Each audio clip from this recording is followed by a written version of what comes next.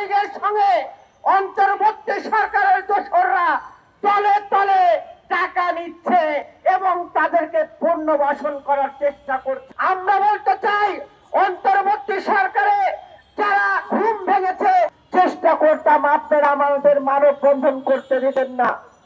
আমরা সকালবেলায় ঘুম থেকে উঠে দেখতাম শহরের প্রতিটি জায়গায় আইন শৃঙ্খলা বাহিনী গোলা বারুদ নিয়ে আমাদেরকে রুখে দেওয়ার এবং আমাদেরকে গুলি করার জন্য তারা বসে থাকতেন। কিন্তু এখন কিন্তু তাদের দেখা যায় না। এখন তারা আওয়ামী লীগ প্রেমিক যারা আছেন তাদেরকে সহযোগিতা করার জন্য লুকিয়ে এবং সামনে থেকে কাজ করছেন। অন্তর্বর্তী সরকারকে প্রশ্ন করতে চাই, আপনারা কেন তাদের তালিকা করে তাদেরকে অপারেশন করতে পারলেন না? এই ভারতের এবং আওয়ামী লীগের প্রেতাত্মা রেখে কখনো জাতীয় নির্বাচন করা সম্ভব না।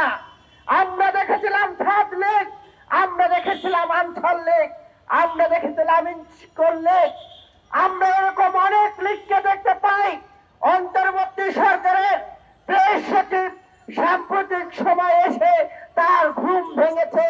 তিনি বলেছেন যারা লিফলেট বিতরণ করবে তাদেরকে গ্রেফতার করতে হবে। আমরা বলতে চাই, অন্তর্বর্তী সরকারে যারা ঘুম ভেঙেছে তাদেরকে আগে রিমান্ডে নিতে হবে। তলে তলে আওয়ামী লীগের সাথে কি যোগাযোগ আছে? কারণ কর্মসূচি দিয়েছে অনেক আগেই, সেইটা আপনারা টের পান নাই, ঘুম ভাঙে নাই, এখন ঘুম ভেঙেছে।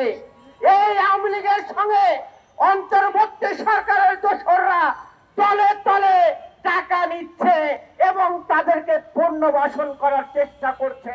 আমরা বলতে চাই, আওয়ামী লীগকে যারা পুনর্বাসন করার চেষ্টা করবেন বিচারের আগে, তাদের বিচার বাংলার মাটিতে এদেশের জনগণ নিয়ে আমরা করব।